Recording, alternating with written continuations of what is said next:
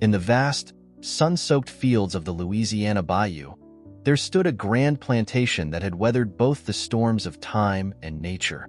But its wealth had attracted the wrong kind of attention. A group of outlaws, desperate for riches, planned to rob the elderly plantation owner. What they didn't count on was the quiet, unassuming caretaker of the manor. An old man with a past that none of them could have imagined. A man who had once been the fastest gun in the West. The night of the robbery would bring them face to face with a legend, and what followed would send shockwaves through the region, changing everything they knew about fear, power, and sacrifice. Before we continue with the story, tell us where you're watching from. If you like this story, hit that subscribe button for our YouTube channel and turn on notifications so you never miss our upcoming stories. Your support truly helps us share these hard-hitting stories with more people. The night had settled quietly over the grand plantation, as it often did in the deep, forgotten parts of the Louisiana Bayou. The mansion, a sprawling southern estate of old brick and towering columns, sat nestled among thick trees and winding streams. The scent of magnolia and moss hung in the humid air, mixing with the subtle buzz of cicadas in the trees. Inside the estate, life was serene, though something in the air felt different tonight. In the grand study, a tall figure sat at a desk, his hands moving slowly but deliberately over the papers in front of him. Charles Dunstan, the elderly owner of the plantation, a man in his late 70s, had lived through many decades of wealth and hardship. His family's fortune had made them some of the most respected people in the region, but their riches had also drawn envy and greed. The wealth of Greystone Manor was no secret, and in recent weeks, rumors of outlaws moving closer to the area had begun to stir. Charles knew that it was only a matter of time before someone came for what was his. But there was one thing Charles Dunstan had that no one could take: a man named Thomas Pritchard. Thomas was the caretaker of the plantation. He had worked for the Dunstan family for as long as anyone could remember, and yet no one knew much about him. His face was lined with the wrinkles of age, his hair a patchy gray, and his body was stooped from years of hard work. Most people saw him as an old man, a relic of the past, someone who tended to the garden and kept the grounds looking pristine. But there was much more to Thomas than met the eye. Once, long ago, Thomas Pritchard had been a gunslinger. In his prime, he had been feared across the West, a man whose speed and precision with a pistol were unrivaled. But that life was behind him, or so he thought.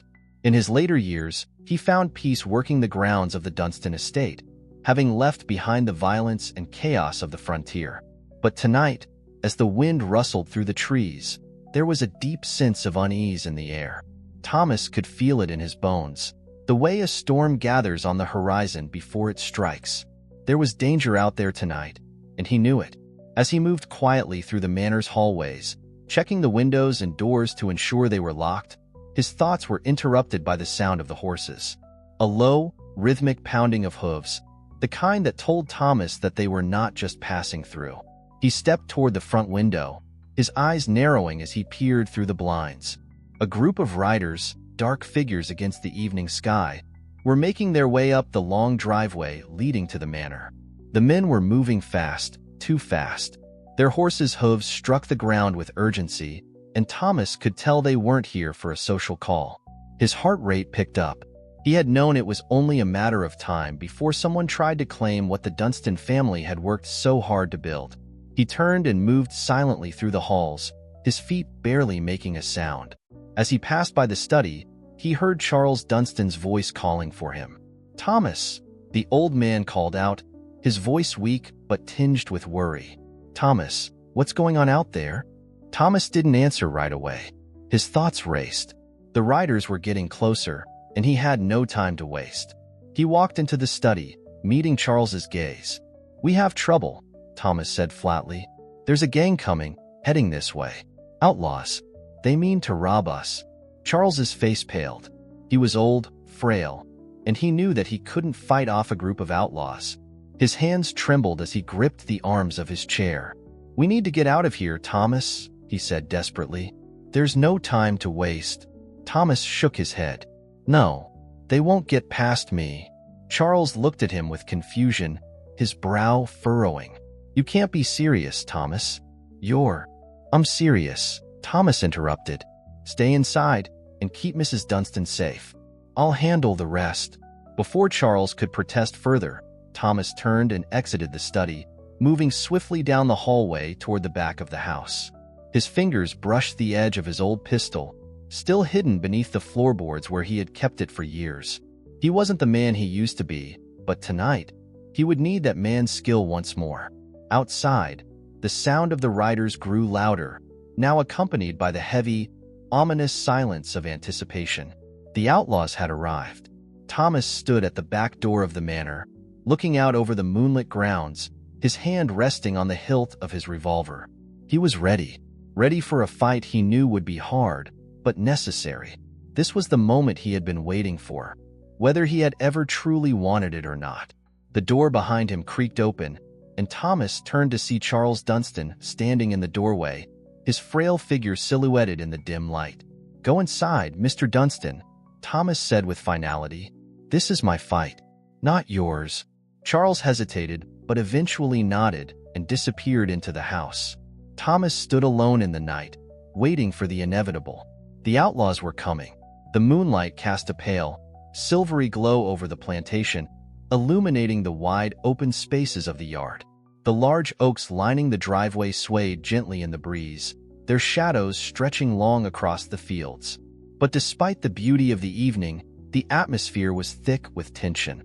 Like the calm before a violent storm, Thomas Pritchard stood at the back of the manor, his hand resting lightly on the cold metal of his revolver. He could hear the horses approaching, the sound of hooves punctuating the stillness of the night. His mind worked quickly, assessing the situation. He knew the Dunstan plantation better than anyone. It was his sanctuary, his home.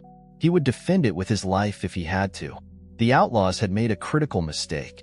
They hadn't realized who they were dealing with. For all his quiet years working the land, Thomas had once been a name feared across the West. A man who could draw faster than any of the gunfighters who came after him. A man who had earned a reputation as the fastest draw in the region. But the outlaws didn't know that. They didn't know who they were about to face. And that would be their downfall. Thomas had learned over the years to keep a low profile, to blend into the life of the manor's caretaker. But the truth was that he had never truly retired. The skills he had honed in countless gunfights and skirmishes were still sharp, still instinctive. He hadn't wanted to draw attention to himself, but now he had no choice. The Dunstan family was in danger, and Thomas would see to it that they remained safe. The riders were getting closer, the sound of their horses growing louder. Thomas took a deep breath, steadying himself for what was to come.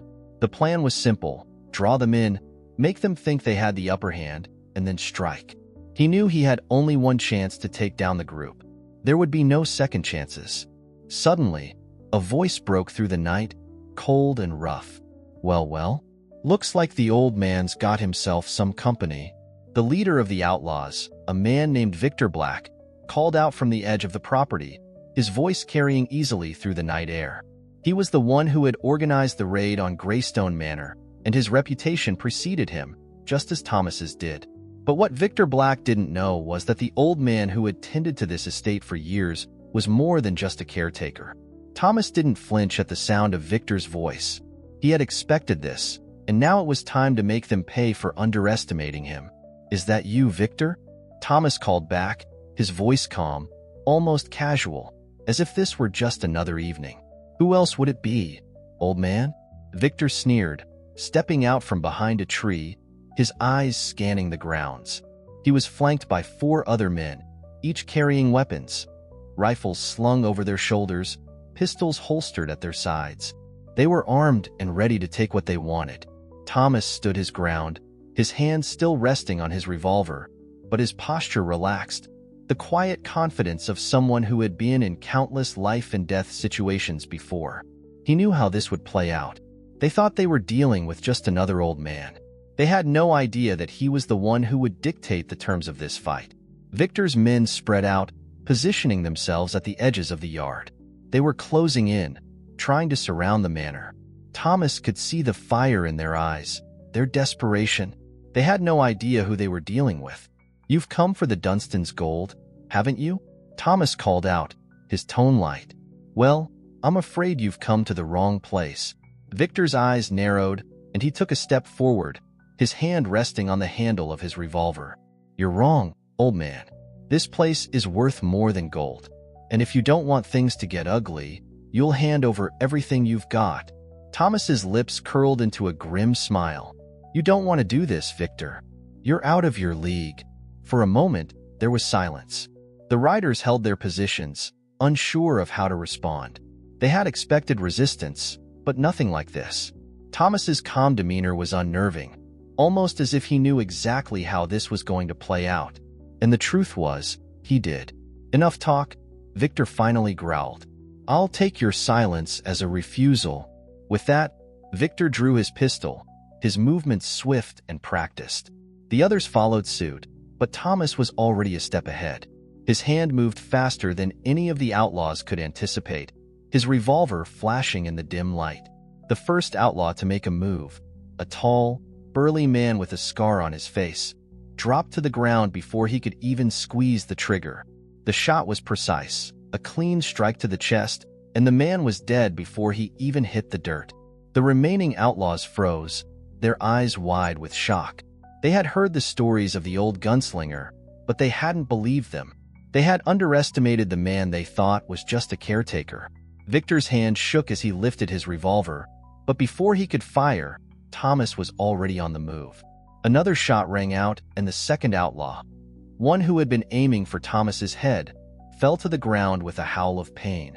The rest of the outlaws scattered, seeking cover behind the trees and the outbuildings.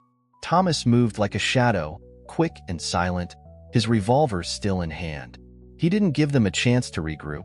One by one, they fell, the sound of his gunshots echoing through the quiet night. The fight was over almost before it began, and the remaining men who still dared to challenge him had nowhere to run. But as the last of the outlaws crumpled to the ground, Thomas felt a deep, unsettling feeling settle in his chest. Something wasn't right. He glanced quickly at the manor, his instincts telling him that the true danger was still inside. The night had erupted into chaos, but now the quiet returned. The outlaws were either dead or wounded, their bodies scattered across the ground like broken dolls. Their leader, Victor Black, lay in a pool of his own blood, his eyes wide with disbelief, staring up at the stars above. Thomas Pritchard stood still, his revolver still smoking in his hand.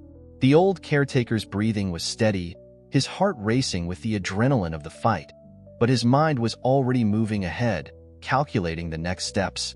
The outlaws who had threatened Greystone Manor were no longer a threat, but Thomas had never been one to relax until he was certain the danger had passed completely. Something told him that the worst was yet to come. He scanned the area, his eyes narrowing as he searched for any remaining signs of life. The moon was high in the sky, casting a pale light over the blood-soaked soil, but there was still no sound other than the quiet dripping of the rainwater from the trees. The tension hung thick in the air, but it was the silence itself that worried him. Thomas's thoughts turned quickly to the Dunstan family, his charge, his responsibility.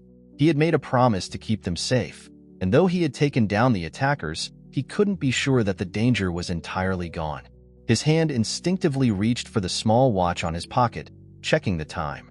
The night was young, but it wouldn't be long before they would know what the real cost of this conflict would be.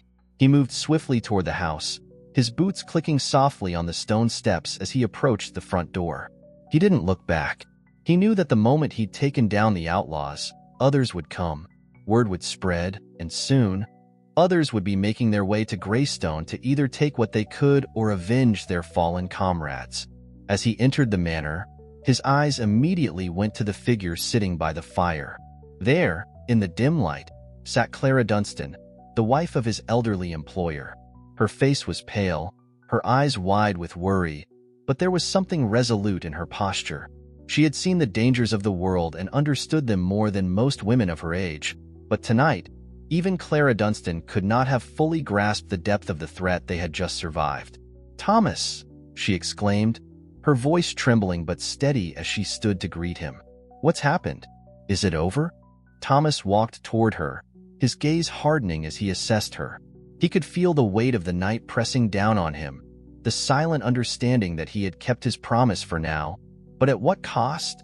"It's over for now," he said quietly. "But I don't think we're out of danger yet." Clara's brow furrowed in confusion. "What do you mean? Didn't you stop them?" "I did," Thomas said, his voice cold, but with an undercurrent of something much darker. "But there's still more to come. You need to stay inside. I'll make sure nothing happens to you." Clara hesitated, her lips trembling as if she wanted to say something but wasn't sure how to voice it. Thomas could see the fear in her eyes, the fear of a woman who had already lost so much. Her husband was frail, unable to defend himself, and Clara knew that if anything were to happen to Thomas, there would be no one left to protect her or her family. "Thomas," she said, her voice soft but filled with a sense of urgency, "you're not planning to go back out there, are you?" He didn't answer immediately. Instead, he turned his gaze back to the door, to the dark, empty yard outside. He knew his job wasn't finished. The outlaws had been wiped out, but the forces behind them, the ones who had sent these men to raid the plantation, were still out there, and they were watching. He could feel their eyes on him, even now. Thomas wasn't a man who feared death, but the thought of leaving Clara unprotected, vulnerable to whatever came next, struck a different chord deep inside him. "No," he finally said, his voice calm, almost reassuring. "I won't leave you unprotected, but we need to be ready. There's more coming. I can feel it." Clara stepped closer to him, her eyes searching his face. She knew Thomas well enough to understand that this was more than just a man preparing for a fight. It was the quiet determination of someone who had seen the worst the world had to offer, someone who knew what it meant to survive. "Do you think we should leave?" Clara asked, her voice tight with fear. "We could go somewhere safe, somewhere away from all of this." Thomas shook his head. "No, leaving won't help. It'll only make you a target. They'll chase you, Clara. It's better if we stand our ground." The weight of his words sank in, and Clara nodded silently, her heart heavy with the reality of what was unfolding. She trusted Thomas more than anyone else, and despite her fear, she understood that his instincts were never wrong. As Clara moved back toward the fireplace, her hands trembling slightly as she gripped the edge of her chair, Thomas stepped outside once more, moving into the yard to take stock of the situation. The moon was hidden now behind thick clouds, and the mist from the bayou began to creep through the trees. The humidity from the earlier rain still hung thick in the air, but there was something else, something Thomas could feel more than he could see. The real storm was coming. The last of the outlaws had been dealt with swiftly, but as Thomas stepped out into the yard, his eyes scanned the surrounding shadows. The quiet had returned, but it felt like the calm before an even greater conflict. He couldn't shake the feeling that someone was still watching. The sounds of hooves, faint at first, soon became louder and unmistakable. Thomas turned toward the sound, his fingers twitching at the grip of his revolver. The outlaws may have been scattered, but Thomas knew that the real danger had yet to reveal itself. The wind carried a chill now, pushing through the trees that surrounded Greystone Manor, stirring the night air and adding a sense of unease to the otherwise still landscape. The mist from the bayou had thickened, its pale fingers creeping across the plantation, turning every corner into a hidden mystery. Thomas Pritchard could feel it, the tension that pulled tight at the edges of his thoughts, the undeniable presence of something coming, something worse than what had already been faced.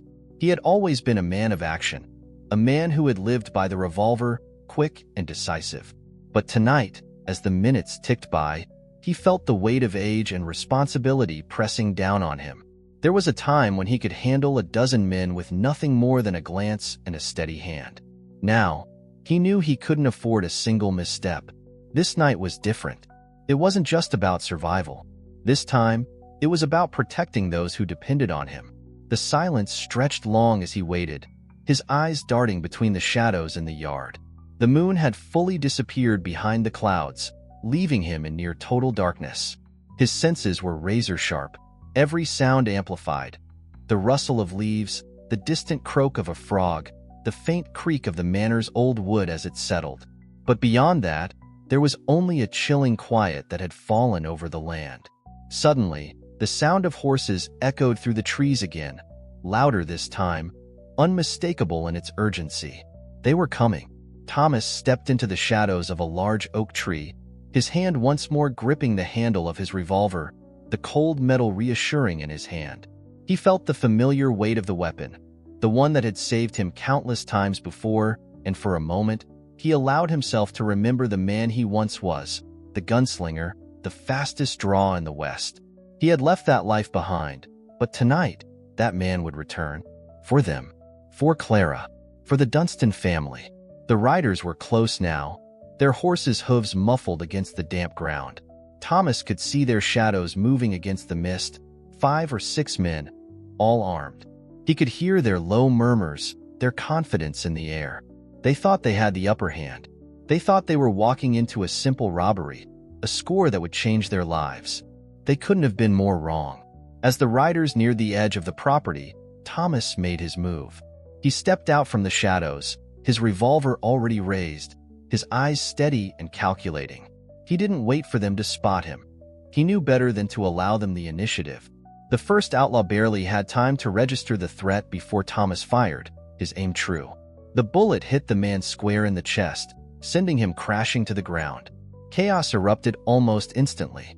The outlaws drew their weapons, shouting in surprise and fear. One of them turned to flee, but Thomas was already moving, his gun flashing in the dark. Another shot rang out, and the second man dropped, clutching his throat as he fell into the mud. The remaining riders hesitated for only a fraction of a second, but that was enough for Thomas. He ducked behind a nearby barrel, reloading his revolver with smooth precision. The sounds of gunfire continued to echo through the night, mixing with the shouts of confusion from the outlaws who were now realizing they had underestimated the old caretaker. As the last of the gang members attempted to regroup, Thomas caught a glimpse of one of them sprinting toward the manor, a desperate attempt to break through and find cover inside. His heart skipped a beat. The house, the last line of defense, was vulnerable. Clara. Thomas knew that if he didn't act fast, the intruders could breach the house and do worse than steal. Without hesitation, Thomas pushed himself from the barrel and sprinted toward the manor. He could hear the pounding of hooves behind him, but he didn't look back. His mind was focused on one thing: Clara. The others could take care of themselves, but Clara was his responsibility. As he reached the back steps of the manor, he saw the outlaw burst through the front gate. His gun drawn, he moved toward the house with purpose. Thomas was there in an instant, his revolver drawn and aimed with deadly accuracy. "Stop right there," Thomas called, his voice calm but deadly. The outlaw froze, his eyes wide with surprise. "What the hell?" he started, but his words were cut short by the deafening crack of Thomas's revolver. The outlaw collapsed to the ground, his weapon clattering beside him. The front yard was quiet again, save for the faint sound of Thomas's breathing as he took a moment to survey the scene. His heart was still pounding, but there was no time for rest. The job wasn't done. He had stopped them from breaching the house, but he knew there would be more. The Blackthorn gang wouldn't stop until they got what they came for. Turning back toward the manor, Thomas moved quickly. He reached the front door and pushed it open, finding Clara standing in the foyer, a pistol in her trembling hand.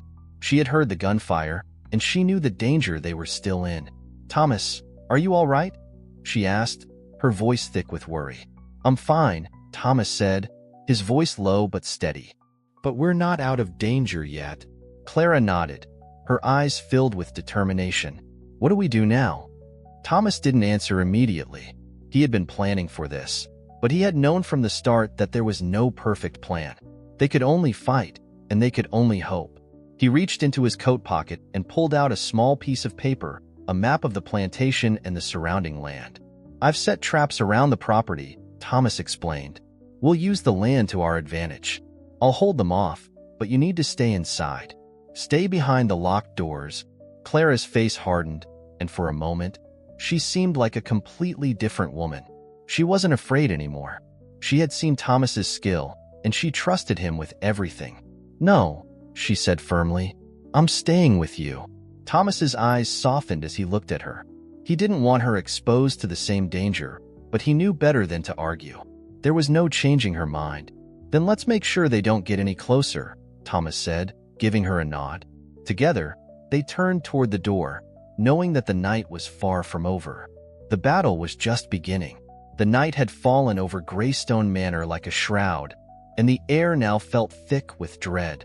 Thomas stood at the threshold of the manor, his revolver holstered at his side, his eyes scanning the yard, listening intently for any sign of movement. He could feel the tension in the air, how each passing second seemed to stretch on, each breath deeper than the last. The outlaws he had taken down earlier had only been the first wave. Victor Black and his gang would return, and when they did, they would come in full force. But Thomas wasn't ready to let them win. Not tonight. Clara stood beside him, her eyes focused, her posture straight despite the danger that loomed. She wasn't just the wife of his employer. She was someone who had seen enough of the world to understand how it worked, but she had never expected to face something like this. Thomas, Clara spoke softly, almost as if testing the stillness of the night. You've been here longer than I've known. You know how to fight, how to survive. Thomas gave her a curt nod, but said nothing in reply. He didn't need to speak. She knew what he was thinking. The old gunslinger within him, the man who had once carved a name for himself in the wild frontier, had come alive. He was no longer the caretaker of Greystone. He was something much darker. Outside, the soft clopping of hooves told Thomas that the next wave of outlaws had arrived. Their approach was slower this time, more deliberate. The trickle of noise from their horses became a torrent, the clanging of iron and the creak of saddles signaling their arrival. The wind had picked up again, the smell of rain mixing with the earth. The mist from the bayou had turned into a thick fog, covering the ground like a blanket. It would be hard for anyone to make a move without being noticed.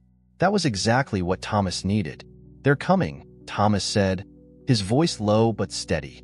He turned to face Clara, looking into her eyes with a gaze that was both reassuring and resolute.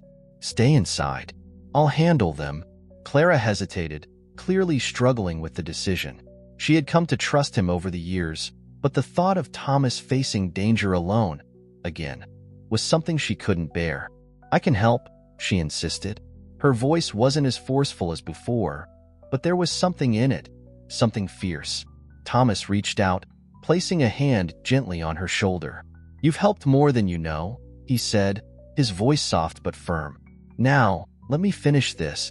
With that, Clara nodded, but her eyes lingered on Thomas for a moment longer before she stepped back into the manor. Thomas didn't watch her go. He didn't need to. He had a job to do. The gang was almost upon him now. He could hear the riders, at least a dozen of them, maybe more, approaching quickly, their horses kicking up dirt and fog as they neared the front gates. They had seen the aftermath of the earlier skirmish. They knew Thomas was here, but they didn't know the full extent of his abilities. And that would be their fatal mistake. Thomas moved quickly through the fog, using the land to his advantage, positioning himself between the plantation and the intruders. He could feel the weight of his old revolvers against his sides as he made his way toward the main gates. His steps were quiet, measured, and he breathed deeply, centering himself for the chaos that was about to unfold. He waited, watching as the outlaws made their way through the mist, their eyes scanning for any sign of resistance. They were tense, unsure. And that's when Thomas made his move. His revolver flashed out in a blur, faster than the eye could follow. The first outlaw dropped before he could even draw his weapon, his body crashing to the dirt with a grunt of surprise. The other men froze in disbelief, their hands reaching instinctively for their guns. But it was too late. The second outlaw tried to turn, his hand already halfway to his pistol, but Thomas was faster. He fired again, the shot ringing out in the heavy air, and the man went down, his body spinning as the bullet struck its mark. The remaining outlaws scrambled for cover, diving behind trees, rocks, anything they could find. They didn't understand. They didn't know who they were facing. Thomas was everywhere at once. His revolvers were extensions of his hands, precise, controlled, and deadly. Another outlaw fell, this time with a shot to the chest, his scream muffled by the fog as he crumpled to the ground. It wasn't enough to kill them all, not yet. The others had taken cover and were now returning fire. Bullets whizzed through the air, but Thomas was already moving, ducking and weaving with the speed of someone much younger. He fired once, twice, each shot finding its target. But the Blackthorn gang wasn't done. From the shadows of the trees, one of the riders emerged, his rifle raised. He fired at Thomas, the crack of the shot splitting the night, and Thomas felt the force of the bullet graze his side. The impact wasn't enough to slow him. He was too focused, too determined. With one fluid motion, Thomas pulled his second revolver from its holster, and in the same breath, fired twice, first at the rifleman's hand, then at his chest. The man dropped before he could get another shot off. The fight was winding down, but it wasn't over. There was one more outlaw, a big man, probably the leader of this ragtag group, standing near the edge of the clearing. He had watched the destruction of his gang with mounting terror. Thomas saw the fear in his eyes as the man fumbled for his weapon. But Thomas didn't hesitate. His revolver was already raised, his finger tightening on the trigger. A quick shot, a final blow, and the outlaw collapsed, his face frozen in fear. The yard fell silent once more. The silence that followed was deafening, broken only by the distant croak of frogs and the soft rustle of the trees. Thomas stood in the middle of the front yard, his chest heaving with the effort of the fight. His revolvers were still drawn, but the tension in his body had loosened, his muscles aching from the intensity of the confrontation. His heart still pounded in his chest, but the adrenaline was fading, replaced by the quiet certainty that the fight was finally over, for now. The bodies of the outlaws lay scattered across the ground, their blood dark against the damp earth. The fog clung to the remains of their twisted forms, and the moon finally began to break through the clouds, casting a cold, ethereal light over the scene. The men who had tried to take Greystone Manor, to rob the Dunstan family, were now just another casualty in the long list of men who had underestimated Thomas Pritchard. But despite the victory, there was no satisfaction in his heart, no triumph, only the heavy weight of the night's events. He turned toward the manor, his eyes scanning the windows. He could feel the presence of Clara inside, though she had not yet come to join him. She had remained behind, no doubt watching through the windows, hoping for his safe return. But she had seen enough to understand that there was no such thing as a safe return for men like Thomas. He holstered his revolvers and moved toward the front door of the house. His body ached, the bullet grazed on his side burning with every movement, but he ignored it. It was nothing compared to the fight he had just won. The real battle was far from over. As he opened the door, Clara appeared in the hallway, her expression a mixture of relief and lingering fear. Her eyes scanned him quickly, noting the bloodstains on his clothes, the dirt smeared across his face, the tension in his posture. "Thomas," she breathed, her voice trembling with the weight of unspoken emotions. "Are you hurt?" He shook his head, though he could feel the throbbing pain in his side. It was nothing that would slow him down, not tonight. "I'm fine," he said, his voice steady. "The danger's past. For now." Clara didn't appear convinced, but she didn't argue. She stepped closer, her hands moving to his side as if to check for any injury, but Thomas gently pulled away. He couldn't let her worry, not now. She needed to be strong, just as he had been. She had to trust him. "Stay inside," he said softly, his voice low and commanding. "It's over for tonight." "But the night's not done yet." Clara nodded, though a flicker of doubt crossed her face. She wasn't used to this life, used to the calm, to the security of Greystone's vast estate. But tonight had shattered that illusion, showing her that the world outside had its claws in everything, that no one was truly safe. "I'll stay," Clara said quietly, her voice filled with resolve. She turned and walked back toward the hearth, her steps slower now, more deliberate. She was ready to return to her role as the lady of the house. But Thomas knew she would never be the same again. No one could go through what they had just faced and come out unscathed. As Clara sat by the fire, Thomas moved back to the front porch, his eyes once again scanning the yard. The battle had been brutal, but the worst was far from over. The Blackthorn gang had been only one group of men, a smaller faction of a much larger force that was still out there. The threat had been neutralized, but there would be more to come. Thomas Pritchard was no stranger to the consequences of his actions. He had walked the bloody trails of the West, earned his reputation with the cold precision of a killer. But now, as he stood alone on the porch, His thoughts turned to the family he had sworn to protect. He would keep them safe. He would do whatever it took to ensure that no one would ever lay a hand on the Dunstan family again. The air was still thick with the remnants of battle, and Thomas could feel his heart slowing, the exhaustion starting to set in. But he refused to allow himself to rest. There was no time. He had to prepare for the inevitable next wave. A shadow flickered at the edge of his vision. The feeling of being watched was overwhelming. Someone was out there. Someone had seen the carnage. Someone who would report back. This was far from over. But just as Thomas started to reach for his revolver, the sound of approaching hooves interrupted his thoughts. His muscles tightened, but he remained still, his breath steady as he waited. The riders were coming back. This time, they would be ready. But Thomas knew that if they had made it this far, it meant the fight was about to become personal. The sound of hooves grew louder, closer with each passing second, but this time, it wasn't the chaotic rumble of a full gang. It was the calculated, deliberate movement of a smaller group. Thomas's instincts kicked into high gear. The Blackthorn gang may have been decimated for the time being, but there were others in the shadows.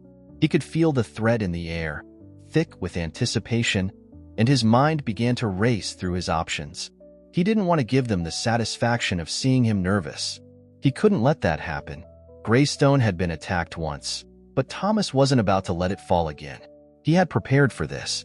He had trained for it, his years of experience as a gunslinger sharpening his senses in ways that few could understand. Through the mist, Thomas caught the silhouette of a rider, a lone figure emerging from the trees. It wasn't one of the original Blackthorn riders. No, this man was different. He was a scout, a messenger perhaps, someone sent to gauge the situation after the battle. Thomas's eyes narrowed as he watched the man approach. The rider was careful, cautious, but Thomas wasn't going to let him get too close. He had already seen too much. The bodies of the outlaws scattered across the estate, their blood soaking into the earth. There was no doubt in Thomas's mind. This rider had come to deliver bad news, or worse, to bring in reinforcements. His fingers tightened around the grip of his revolver, the cold steel familiar against his hand. Every muscle in his body was tensed, ready for the next move. The man continued his slow approach, unaware of the figure waiting just beyond the tree line. Thomas's eyes locked on the rider, reading his every move. It wasn't until the man had almost reached the gate that Thomas made his move. In one fluid motion, he drew his gun, the heavy click of the hammer filling the air as he aimed it at the rider's head. The man froze, eyes wide with shock. "Turn around," Thomas ordered, his voice low and lethal. The rider, clearly startled, didn't move for a moment. He seemed to be calculating the situation, weighing his options. But Thomas didn't have time to waste. He was already moving, a slow, deliberate step toward the rider, his eyes never leaving the man's face. "I said, turn around," Thomas repeated, his voice colder this time. With a quick motion, the rider dismounted and slowly turned, his hands raised in surrender. "I'm not here to fight, old man. Just got word from the boss. I'm supposed to scout." Thomas's eyes flashed with anger, his revolver still steady in his hand. "Your boss is dead," he growled. "And if you think for 1 second that I'll let you or anyone else walk away from this, you're mistaken." The rider hesitated, then took a small step back, his eyes darting toward the trees as if looking for an escape. Thomas's instincts screamed at him not to let the man go, not to allow him to slip back into the night to bring reinforcements.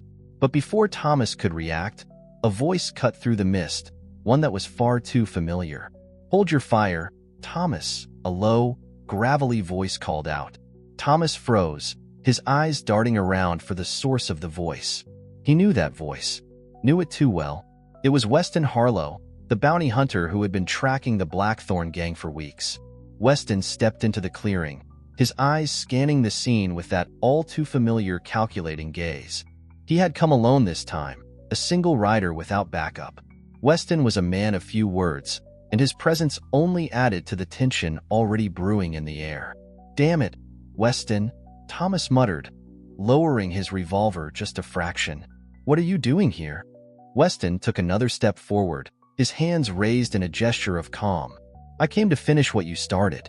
And I came to make sure you didn't make things worse. Worse. Thomas spat, his frustration clear. You saw what happened. You saw them scatter, running like dogs with their tails between their legs. What do you think's going to happen when they realize they've been wiped out? Weston glanced over at the rider, who was still holding his ground, his fear palpable. They'll come for you again. And this time, you won't be able to take them all down in one go. You need to let me help. Thomas stared at Weston for a long moment, his eyes filled with distrust. But there was no time for a fight between them. Weston was right about one thing. The Outlaws would be back. And this time, they wouldn't make the same mistake twice. Fine, Thomas said, his voice tight. But no funny business, Weston. I don't need your help, but if you think you can bring something to the table, now's the time to prove it. Weston nodded and moved toward the rider, who was still standing like a statue, his wide eyes fixed on Thomas. You, go tell your boss it's over, Weston said, his tone cold. The Blackthorn gang is finished, but you can still walk away. The rider didn't hesitate this time.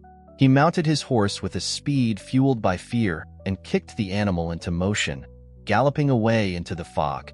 Thomas watched him disappear, then turned back to Weston. You're sure about this? Weston shrugged, his hand still casually resting on the rifle slung over his shoulder. There are others out there, Thomas. Bigger fish than the Blackthorns. They'll come soon enough. But you need to stay sharp. For a moment, Thomas said nothing. He could feel the weight of the coming storm pressing in on him, and despite Weston's words, he wasn't sure how much longer Greystone could withstand the oncoming tide. But for now, the manor was safe, at least for the moment. I'm not going anywhere, Thomas finally said. I'll die before I let anyone take this place.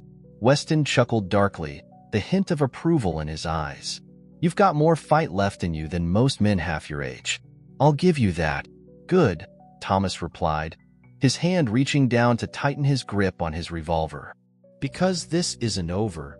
The fog in the bayou had thickened as the night wore on, turning the plantation into an eerie, half-dreamlike landscape.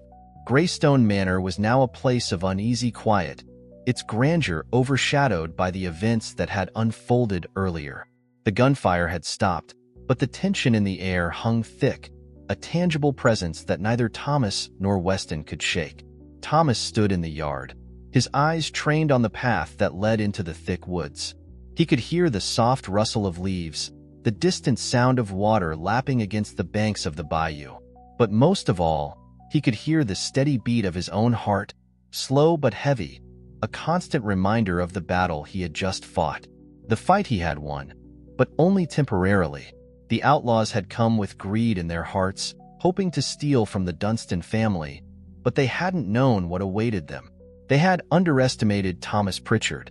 What had begun as an ordinary robbery turned into a bloodbath, and now, those who had survived would undoubtedly report back to their leaders. And when they did, they would come back in full force. But this time, Thomas wouldn't be caught off guard. He couldn't afford to be. Weston approached from behind, his boots crunching softly on the wet ground. He had been silent for a long time, his gaze fixed on the distant tree line. The bounty hunter had his own sense of urgency, his expression a mixture of concern and calculation. We've got some time before they regroup, Weston finally spoke, his voice low. But they won't stay down for long. Thomas didn't respond immediately. He was focused, his mind already working through the possibilities. The Blackthorn gang had sent out a scout earlier, but that didn't mean the whole group had been accounted for. There could be more men hiding in the woods, or worse, more coming from a different direction.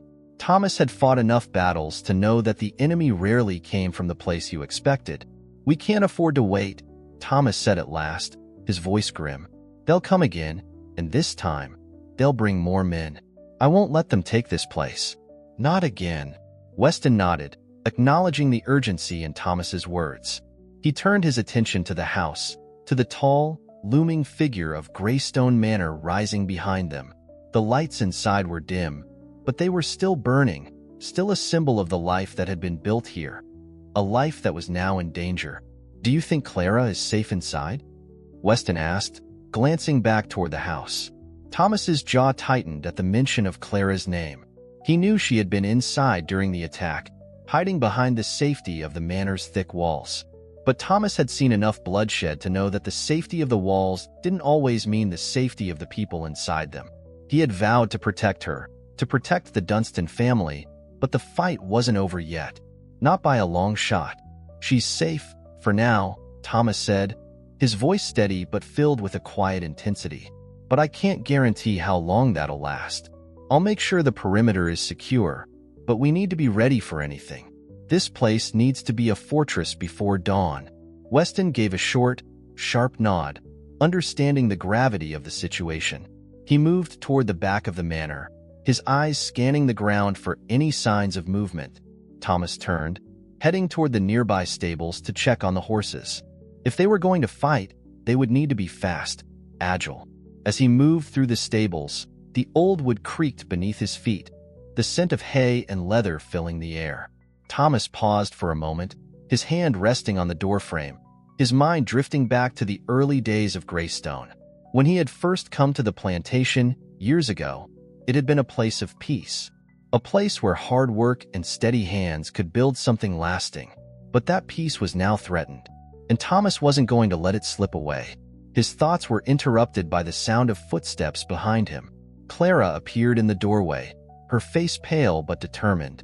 She had heard their conversation, and from the look in her eyes, she knew what was coming. "Thomas," she said softly, her voice a mixture of fear and resolve, "I don't want you facing this alone." Thomas turned toward her, his expression unreadable. He had expected her to say something like this, but the weight of the words still struck him hard. She wasn't just the wife of his employer. She was part of the family now. "Clara," he began, his voice gentle but firm, "I won't risk you getting caught in the crossfire. It's not safe. You need to stay inside, where it's secure." "I'm not staying inside while you risk your life for me," Clara said, her voice rising with urgency. "I won't hide while the rest of you are out there fighting. I know how to defend myself." Thomas met her gaze, his eyes softening for a brief moment. She wasn't just a delicate woman of the house. She was a woman of strength. He had seen it before, in the way she handled herself in times of crisis. But this wasn't like anything they had faced before. "I don't want to lose you," Thomas said quietly. His voice was filled with something more than just the urgency of the fight. It was fear, something Thomas rarely allowed himself to feel. Clara stepped closer, her eyes locking with his. "Then don't fight alone," she said softly. "We're in this together." For a moment, Thomas stood still, weighing her words. She was right, of course. He had always been a solitary man, used to fighting alone. But tonight, he couldn't do it alone. Not when so much was at stake. With a long sigh, Thomas nodded, his resolve hardening once more. "We'll do this together. But stay close, Clara. Don't make yourself a target." She nodded, her jaw set with determination. She was ready, and so was Thomas.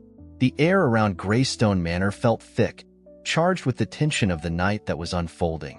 The fog in the bayou had grown even denser, curling like a serpent through the trees and enveloping the plantation grounds in an eerie silence. The distant sound of crickets and rustling leaves seemed to come from another world. But the real sound, the one that rang in Thomas's ears, was the low, steady thrum of his own heartbeat. It reminded him that no matter how many men he'd faced, no matter how many gunfights he'd won, tonight's battle wasn't over yet. Clara stood beside him, the weight of the pistol in her hand no longer a symbol of fear, but of strength. Thomas had reluctantly allowed her to join him outside, and though he still worried about her safety, there was a part of him that admired her resolve. "You need to be careful," he muttered, glancing at her for just a moment, his eyes flicking between the manor and the edge of the yard where he had already spotted movement. Clara didn't say anything, but her expression told him all he needed to know. She was ready. She had seen the bloodshed, and she wasn't going to hide in fear. This was their home, and tonight, they would stand together to protect it. They moved cautiously, side by side, toward the back of the manor where Thomas had set up an additional line of defense. His mind raced, thoughts of every escape route, every possible way the outlaws might try to breach the estate. The gang that had attacked them earlier hadn't been the full force of the Blackthorn gang, and Thomas knew that the real battle had yet to begin. Word would spread about the destruction of Victor Black's men, but it wouldn't stop the rest of the outlaws from coming after them. The estate was well guarded in theory. The walls of Greystone were thick, the windows barred, and Thomas had set up tripwires around the property that would alert him to any movement. But these outlaws were no amateurs. They knew how to fight, and they wouldn't take defeat lightly. Clara and Thomas reached the back of the house, where Weston had gone to check on the perimeter earlier. The bounty hunter had proven himself reliable, but tonight, the true test would be whether they could hold their ground. The Blackthorn gang was bound to regroup, and they'd come with reinforcements. More men, more firepower, more resolve. "Weston," Thomas called out in a low voice, making sure no one could hear him. There was no response. A sense of unease began to creep over him. Where was Weston? The silence around him felt too complete, as though something was waiting to spring from the shadows. Before Thomas could move any closer, the sound of hooves rang out again, faint at first, but growing louder. His heart skipped a beat, and he immediately turned, his hand going instinctively to his revolver. Clara's fingers tightened around the hilt of her own pistol. "They're here," she whispered, her voice steady but laced with tension. The riders were back, their figures slowly emerging from the fog. Thomas could make out at least half a dozen men, their faces hidden beneath the shadow of wide-brimmed hats. They rode slowly, as if savoring the moment, their pace deliberate and confident. This wasn't just another scouting party. This was the main assault. "You ready?" Thomas asked, his voice low. Clara nodded, her eyes fixed on the group of riders. "Let's finish this." Thomas moved first, slipping into the shadows at the side of the manor, his footsteps barely making a sound on the damp earth. He knew this was the moment, the point of no return. He had spent his life as a lone gunfighter, always looking over his shoulder, always moving forward. But tonight, with Clara by his side and the estate's safety hanging in the balance, Thomas knew he was about to face a different kind of challenge. He couldn't help but feel a fleeting moment of regret.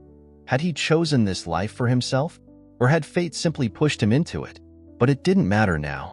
All that mattered was protecting those who mattered most. As the riders neared, Thomas heard them muttering amongst themselves. One of the men, a tall, broad-shouldered outlaw, was clearly in charge. He held his reins loosely, one hand resting on the hilt of a large knife. "That's it," Thomas whispered, his eyes narrowing. "The leader. He's the one we need." The moment Thomas had waited for had come. The first rider crossed the tripwire, the signal for the attack.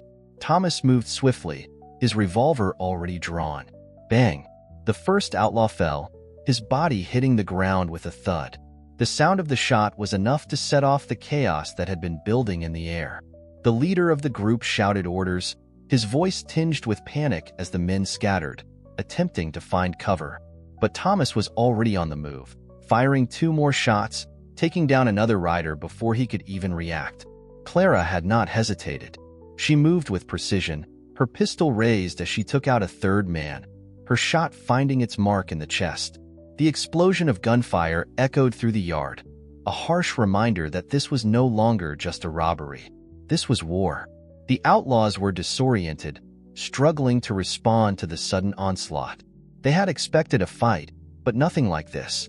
Thomas's movements were swift, fluid, each shot, a calculated strike to incapacitate. His mind was sharp, calculating. He knew how to keep them from regrouping, how to disorient them, how to make the battlefield his own. He moved from one position to the next, always keeping them on their toes. But as the final rider fell, Thomas's attention was drawn to something that froze his blood. The leader, the broad-shouldered man, had slipped past the chaos, making his way toward the rear of the manor. And with him was Clara's rifle. "Clara!" Thomas shouted, his voice laced with urgency. But Clara had already noticed. She turned just as the leader moved closer to the back door, preparing to enter the manor. Thomas's heart raced as he watched. He couldn't afford to let this man breach the house. He couldn't risk Clara being caught in the crossfire. With a growl of determination, Thomas dashed forward, his hand gripping the revolver tightly as he made a final, decisive move. The sound of boots hitting the damp earth was all Thomas could hear now, his heart pounding in time with the rapid rhythm of his steps. Clara's rifle, the one he had given her years ago, the one that had kept them safe during other dark times, was now in the hands of the leader of the Blackthorn gang. He was too close to the back door. If he got inside, he could reach Clara, and everything they had fought for tonight would be lost. The fog parted just enough for Thomas to see the outlaw, his broad form silhouetted against the mist. He was making his way toward the manor with slow, deliberate steps, as though he was savoring the victory that was so close at hand. His hand gripped the rifle tightly, and Thomas knew that if he didn't act now, it could be the end. Thomas moved silently, his boots pressing lightly into the wet ground. His revolver was ready in his hand, its weight a comforting reminder of the man he once was. But now, the old gunslinger had become more than just a relic of the past. Tonight, he was a protector, a guardian of everything he had fought to keep safe. As the outlaw neared the back steps of the manor, Thomas's eyes narrowed. He was close, too close.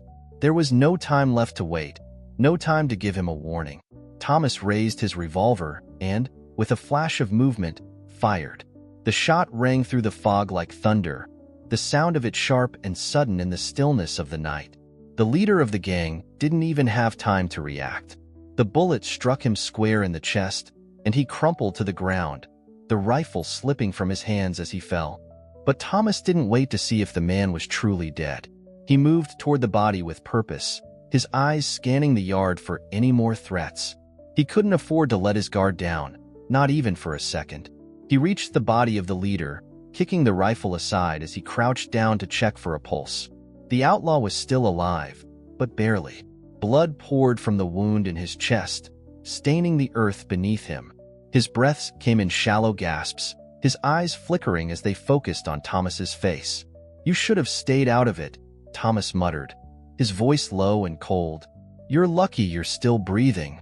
The outlaw's lips twisted into a grimace, blood spitting from his mouth as he tried to speak.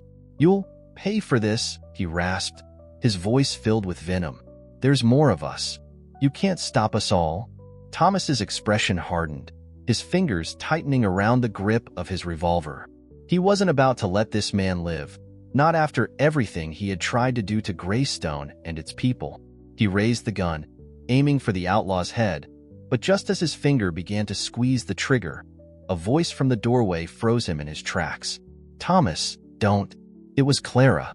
She had come outside, her eyes wide with concern as she watched him stand over the dying outlaw. For a moment, Thomas hesitated, his revolver still raised in the air. He could feel Clara's gaze on him, her voice carrying with it the weight of everything they had been through. "Let him go," Clara said softly, her hand resting on the doorframe. "He's already done enough damage. We don't need to add to it." Thomas lowered his revolver slowly, his gaze still locked on the outlaw's face. He could see the defiance in the man's eyes, the hatred that burned deep within him. But there was something else there too, fear. Fear of a man he had thought he could overpower. Fear of a man who had taken down every one of his companions with swift precision. "He won't hurt anyone again," Thomas said quietly, stepping away from the outlaw. He turned toward Clara, his voice softening. "We've already lost enough." Clara nodded slowly, her expression unreadable. She didn't need to say anything. She understood. Thomas turned his back on the outlaw, who lay dying on the ground behind him. He knew it was a small mercy to let the man go. But tonight, mercy was not a luxury he could afford. Every action, every decision, mattered now. The Blackthorn gang was finished, but there were still others out there. Others who would come to test Greystone's defenses. As Clara approached, Thomas looked toward the edge of the plantation, where the fog seemed to stretch endlessly into the night. The battle was won, but the war had only just begun. Inside the manor, Thomas and Clara took a moment to breathe. The stillness of the house felt different now, heavier.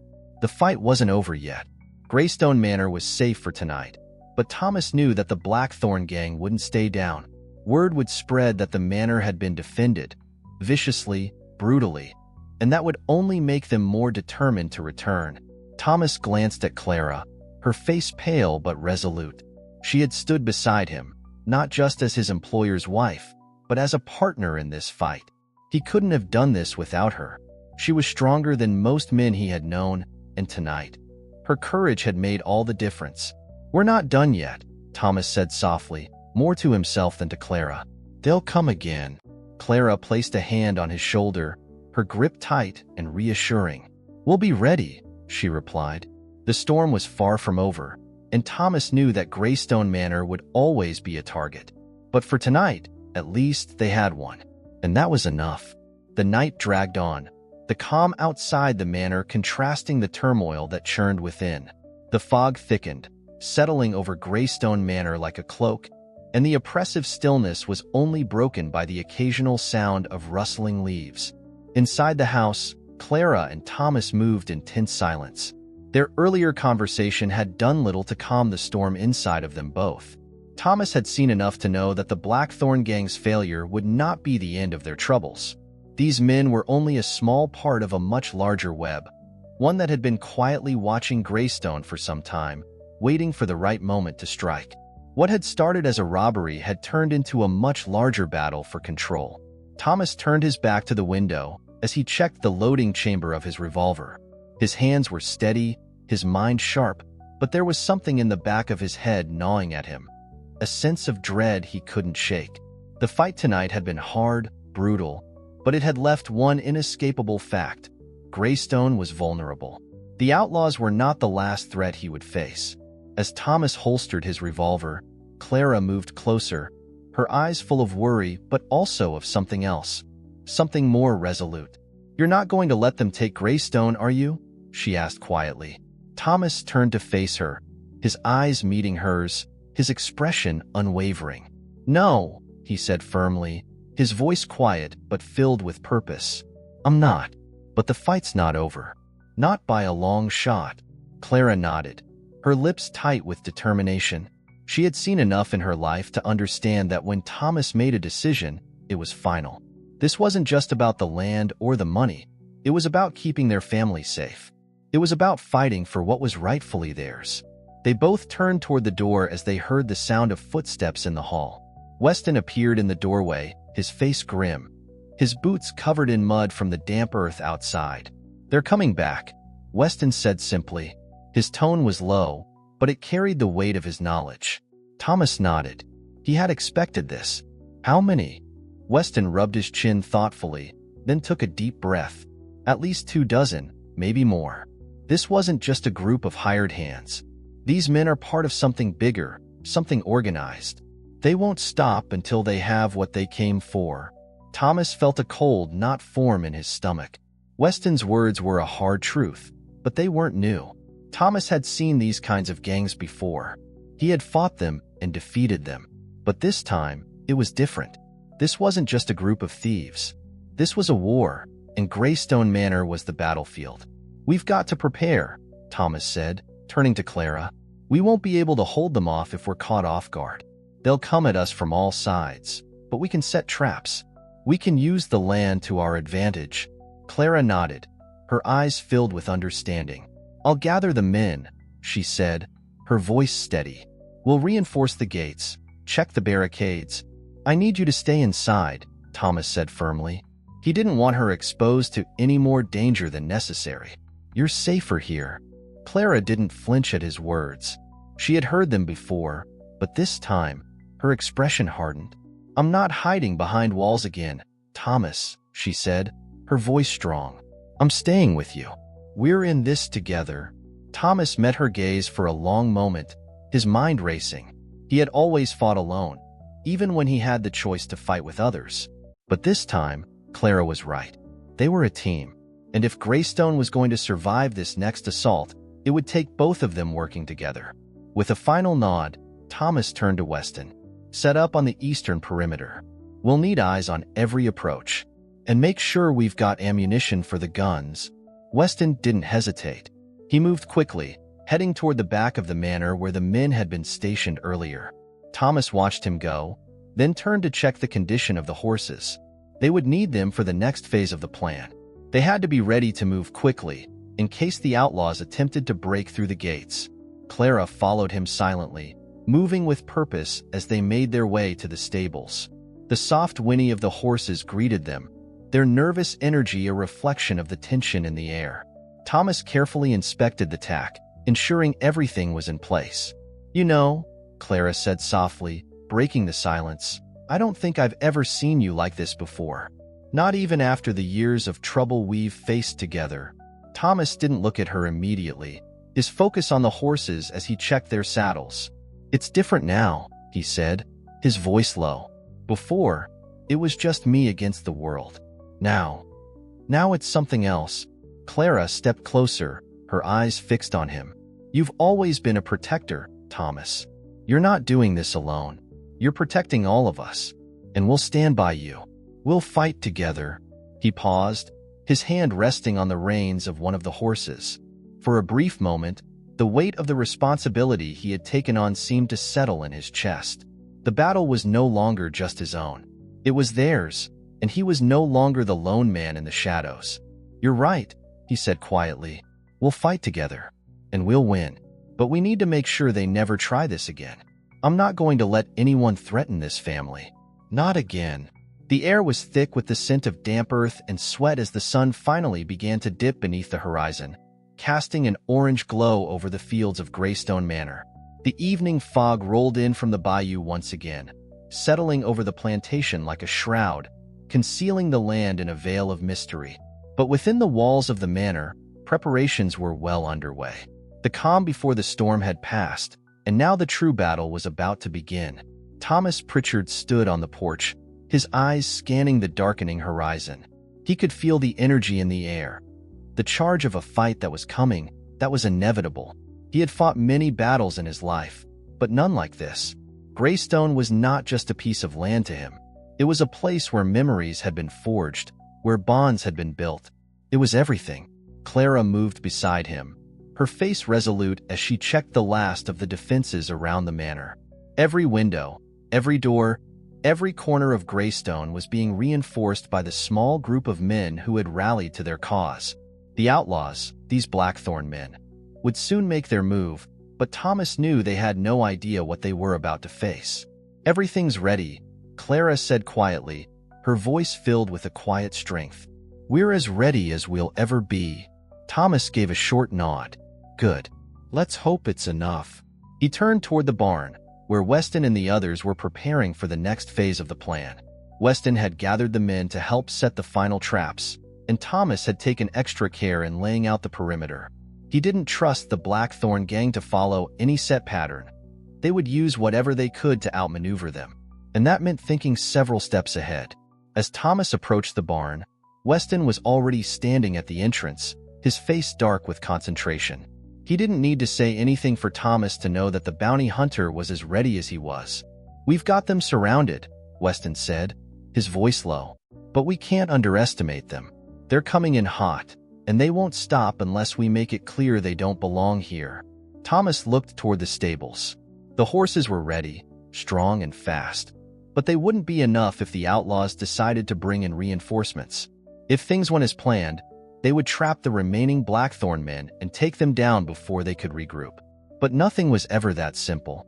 "I'll handle the front. Keep your eyes on the side entrances," Thomas instructed, his eyes narrowing in focus. "If they try to flank us, we'll make sure they know they're walking into a war zone." Weston grunted in agreement, moving off to his assigned position. The plan was set. There was no turning back now. Inside the barn, the rest of the men were already in place. Thomas could see the determination in their faces, the weight of the situation pressing down on them. They weren't soldiers, but they were men who had fought for what they believed in. They were willing to risk everything to defend Greystone, just as Thomas was. The distant sound of hooves reached his ears again, louder this time. The Blackthorn gang was near.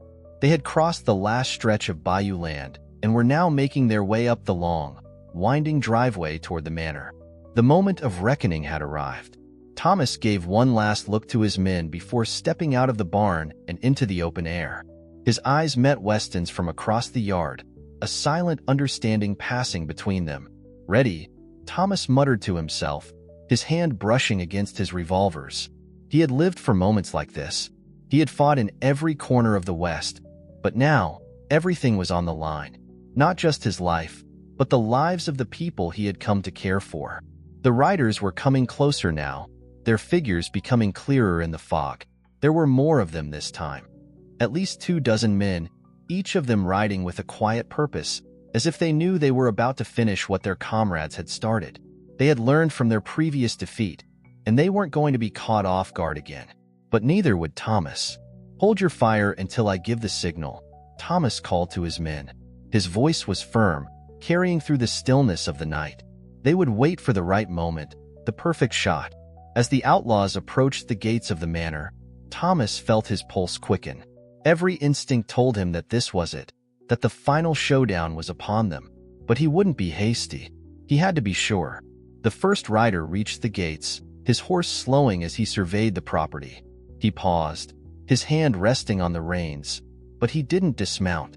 He was waiting for something, a sign, an order. Thomas crouched down behind the stone pillar by the gates, his revolver raised and aimed with deadly precision. He knew that the moment the first shot was fired, everything would change. There would be no turning back. Suddenly, the rider shifted in his saddle, raising his hand as if signaling to the others. And that was the signal. "Now!" Thomas barked. The sound of gunfire exploded in the night, the crack of the shots shattering the calm of the evening. The first rider dropped instantly, his body crumpling to the ground. The rest of the outlaws scattered, their horses panicking as they drew their guns. But it was too late. Thomas and his men opened fire, each shot a calculated strike designed to incapacitate. The Blackthorn gang was in disarray, their plans thrown off course as the battle unfolded around them. Thomas moved quickly, staying low as he took out the next rider, his revolver a blur of movement. The outlaws had nowhere to go. Every angle was covered, every escape route blocked. They were trapped. The gang leader, the one who had survived the previous attack, was on horseback, circling the perimeter, trying to find a way in. He had been expecting resistance, but not this level of coordination. He looked over at the fallen bodies of his men, his eyes wide with disbelief. "They're not stopping," one of his men shouted from the rear. "They're not running," the leader growled, his frustration evident. "We're not retreating. We take Greystone tonight, or we don't leave here at all." Thomas could hear the leader's orders, his voice cutting through the chaos.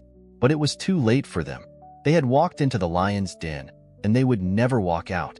Another shot rang out, and one of the outlaws dropped from his horse, his body hitting the ground with a sickening thud. Thomas knew the Blackthorn gang would learn a hard lesson tonight. Underestimating Greystone had been their first mistake. The next one would be their last. The Blackthorn gang was losing ground fast. Their horses, once proud and swift, now reared in panic, tossing their riders to the muddy ground as they tried to flee from the relentless barrage of gunfire. The outlaws had expected an easy raid, a quick robbery, but what they encountered at Greystone Manor was something they had not anticipated. An iron will, a legacy of violence, and a man who had once been the West's most feared gunslinger.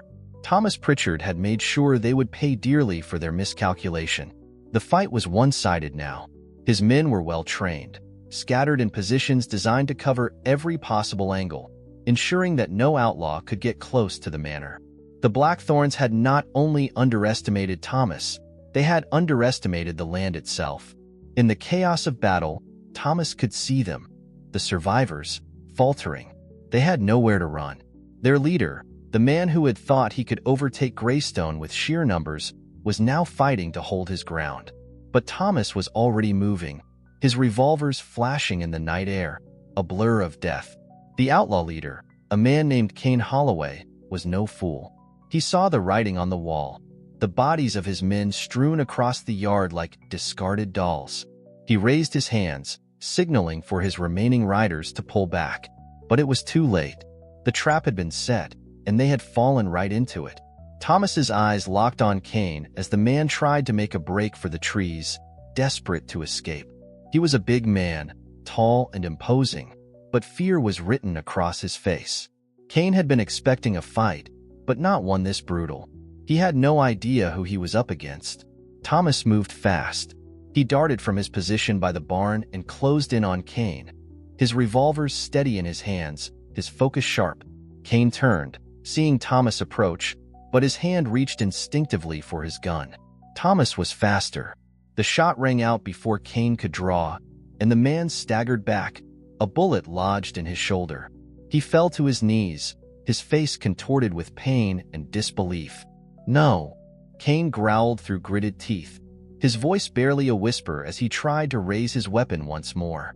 But Thomas was already on him. In 2 quick strides, he was there, his revolver at Kane's temple. The last outlaw who had dared to face him, and the last to fall.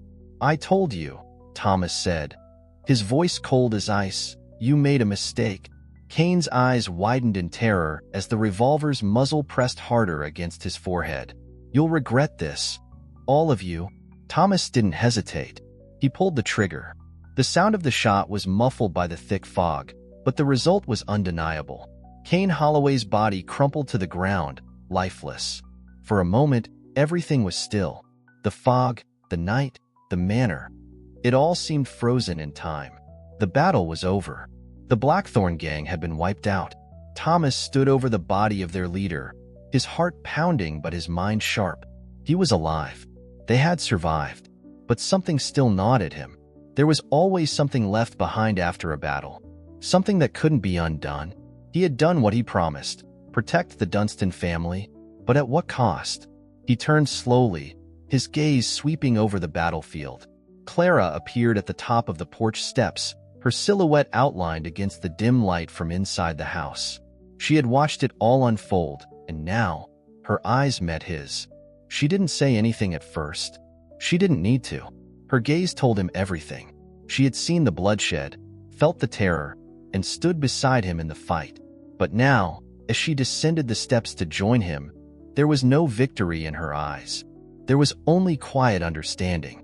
"You did it," Clara said softly, her voice low with reverence, though her face remained calm. "You kept us safe." Thomas didn't answer immediately. He couldn't. The weight of the moment was still heavy on his chest, a constant reminder of everything he had sacrificed. His hands were stained, his clothes soaked with blood, but in the quiet aftermath of the battle, there was no satisfaction. "I didn't do it alone," Thomas replied, his voice barely above a whisper. "We did it. Together." Clara stepped closer, her hands reaching for him. "We'll rebuild," she said, her words firm. "Greystone will stand. We'll make sure they never try this again." Thomas's gaze softened, and for the first time in a long while, he allowed himself to feel something beyond the drive of survival. He had made a promise. He had kept it, and now, for the first time, he could see a future. One that didn't involve the constant threat of violence, one where Greystone could once again become a place of peace. "You're right," he said quietly. "We'll rebuild." Weston Harlow appeared from the shadows, his face grim, but with a flicker of approval in his eyes. He had seen it all unfold, and he knew better than anyone how much effort had gone into securing this victory. "It's over for now," Weston said, his voice steady. "But don't let your guard down. There are others out there. The Blackthorn gang was just one faction. There's always someone else looking to take what you have." Thomas turned toward Weston, his eyes still burning with the remnants of the fire from the fight. "I know," he said softly, "but for now, for tonight, we've won." And with that, Thomas turned toward the manor, his steps slow but sure as he moved back inside. The battle was over, but the fight for Greystone was far from finished. There would be more, but tonight, for the first time in a long while, Thomas allowed himself to believe that they could win. They had survived the storm, and maybe, just maybe, they could find peace. The moon had risen high in the sky, casting a pale light over the plantation as the fog began to lift, revealing the aftermath of the battle. The once pristine grounds of Greystone Manor were now marred with the fallen bodies of the Blackthorn gang. The dirt was soaked with blood, and the scent of gunpowder lingered in the air, a stark reminder of the violence that had just unfolded. Inside the manor, the atmosphere was eerily quiet. The sounds of the night, crickets, the distant croak of frogs, were drowned out by the weight of the silence in the house. Clara sat by the fire, her hands folded tightly in her lap, her face pale but composed. She had not yet spoken, her mind processing everything that had happened. The quiet of the room was interrupted only by the crackle of the fire as the last embers burned low. Thomas stood near the window, looking out over the estate. His revolvers were holstered at his side, the weight of them a comfort that kept him grounded, even though the battle was over. He had faced the Blackthorn gang and emerged victorious, but the war was far from won. They were safe for now, but the dangers of the frontier had a way of finding you again, no matter how long you ran. You did well, Thomas. Weston's voice broke through the silence as he entered the room, his boots soft on the wooden floors. Thomas didn't turn around, but his voice was steady. We did well, but there's still much to be done. Weston nodded, his face grim as he surveyed the room. Greystone held. The Blackthorn gang won't be coming back anytime soon. But you're right. There's always someone else. Someone worse. Thomas sighed deeply, his hand resting on the windowsill as he looked out toward the bayou. I didn't fight to just survive, Weston. I fought to protect something worth keeping. This place is my home now, and I'll defend it with my life if I have to. Weston paused for a moment, then walked over to Thomas, his eyes filled with a mixture of respect and understanding. I think that's something they underestimated. What Greystone means to you, what you're willing to do to keep it safe. Thomas turned to face him, his eyes hard but filled with a deep sense of purpose. They saw an old man, a caretaker, but they didn't see the man I used to be. Tonight, they learned a hard lesson. But it won't be the last time someone tries to take what's ours. Weston studied him for a moment, then gave a small nod. I wouldn't want to be in their shoes when the next gang comes through. You're one hell of a shot, Thomas. I've seen it firsthand. A flicker of something, maybe pride, maybe something darker, crossed Thomas's face. But it was gone as quickly as it had appeared. It's not just about the guns, Weston. It's about the people you're protecting. And if I've learned anything in my years, it's that the fight is never truly over. There's always someone else. And when they come, we'll be ready. Clara stood from her chair and moved toward them, her eyes meeting Thomas's. The fear that had once clouded her expression had softened. What remained now was something more resilient, a quiet strength born of knowing the price of survival. Are we going to let them win? Clara asked, her voice quiet but steady. Thomas turned to her, his expression softening as he looked into her eyes. No, he said simply, we're not letting them win. Not ever again. The house was still standing, but the battle had left its mark. There were repairs to be made, more than just fixing the gates and the windows. Greystone had been a symbol of safety, of peace, but now it stood as a testament to the cost of survival. The fight was over, but the scars would remain, both on the land and in their hearts. I'll need you to help me, Clara, Thomas said, his voice steady. We can't do this alone. Not anymore. Clara nodded, her eyes filled with determination. I'm here, Thomas. I've always been here. I'll help however I can. Weston turned to leave, but before he did, he gave Thomas a brief look of acknowledgement. I'll keep my ear to the ground. If anyone's still out there, I'll find out. But for tonight, take a moment to rest. You've earned it. Thomas's gaze followed Weston as he exited the room, the door clicking softly behind him. For a moment, he stood still, letting the weight of the night fall around him. But there was no time for rest. The danger was still out there, lurking in the shadows. Clara stepped closer to him, her presence grounding him. What's next? She asked quietly. Thomas took a deep breath, his hand going to the worn hat he had left on the table.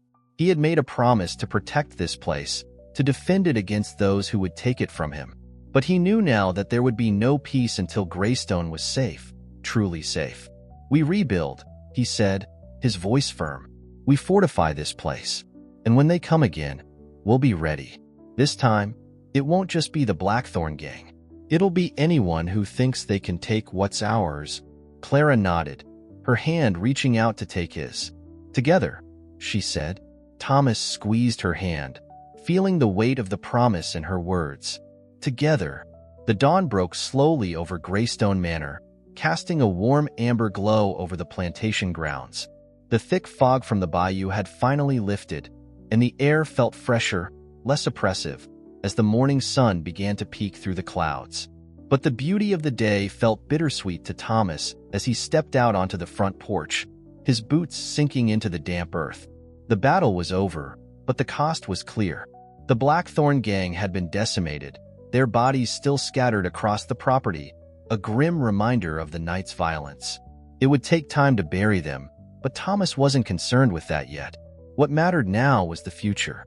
Greystone Manor was still standing, but for how long? As he walked across the yard, his gaze swept over the estate, his thoughts running over the defenses he had set up. They had survived the first wave, but the road ahead was long and uncertain. More would come, he was sure of it. The Blackthorns were just one faction in a world full of hungry wolves, each one waiting for their chance to take what wasn't theirs. But Greystone was more than just a house, more than just land. It was everything, and Thomas would fight with every ounce of strength he had to protect it. Behind him, Clara stepped out onto the porch, her silhouette framed by the rising sun. Her face, though tired, held a quiet strength. She had been through so much in the last few days, witnessing the battle, understanding the danger. But still, there was no fear in her eyes now. There was only resolve. "You should rest," she said softly, her voice carrying the weight of concern. "You've been through a lot. We all have." Thomas turned to face her, his hand brushing across his face. He was tired, that much was true, but rest wasn't something he could afford. Not yet. He had too much to do. "I can't rest yet," Thomas said quietly, his voice low but firm. "There's more to be done. We need to rebuild, fortify, make sure this doesn't happen again. And there are still loose ends to tie up." Clara nodded, stepping forward to join him. Her hand found his, their fingers intertwining in a quiet gesture of support. "I understand," she said, "but you don't have to do it all alone, Thomas. We're in this together, remember?" Her words echoed in his mind, a reminder of the bond they shared. It wasn't just about the land. It was about the people, the family that had grown here, the ones worth fighting for. Thomas's expression softened as he looked at her. He had fought alone for so many years, had buried himself in the weight of the past. But now, with Clara by his side, something had changed. He wasn't just fighting for survival anymore. He was fighting for a future. "We'll rebuild," Thomas said, the words heavy with promise. "We'll make sure they never try this again. But we do it together. All of us." Clara smiled faintly, a sense of peace settling over her. She had seen the brutality of the night, but she had also witnessed the determination in Thomas's eyes, the same fire that had kept him alive through every trial, every danger.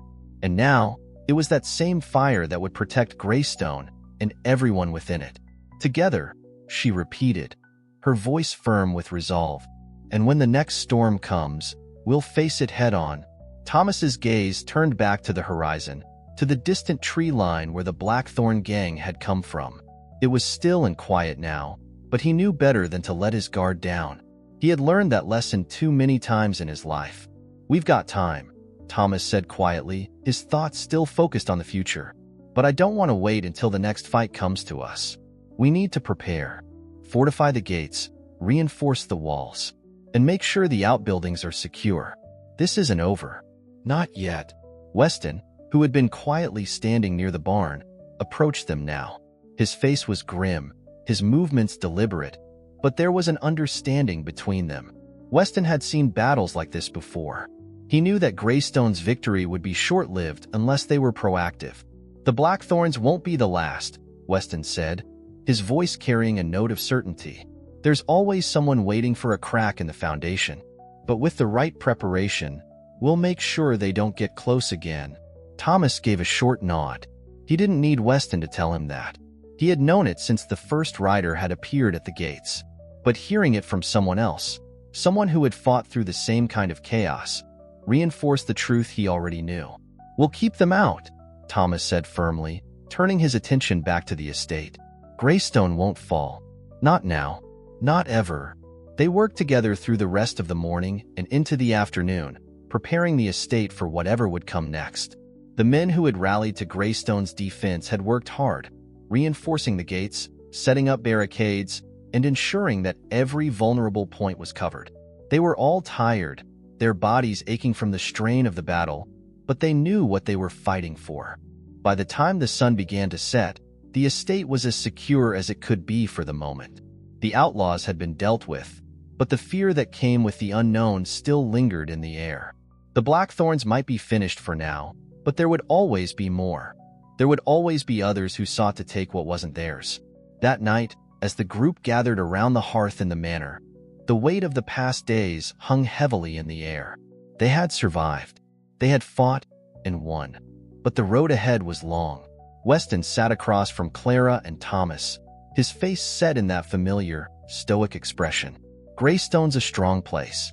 You've got the foundation, but it's the people who make it worth fighting for. Thomas didn't say anything, but the truth of Weston's words resonated deeply. It wasn't the walls or the gates that made Greystone a home. It was the people inside, the ones willing to stand and fight for what they believed in. As the fire crackled in the hearth, the world outside seemed a distant threat, a shadow lurking beyond the reach of their walls. But inside the manor, there was peace. For now, they were safe. And together, they would face whatever came next. If you enjoyed this story, please leave your comment below and don't forget to like, share, and subscribe to our YouTube channel where your support means the world to us. We look forward to bringing you more content that inspires growth, joy, and purpose. Thank you for watching, and we'll see you in the next video.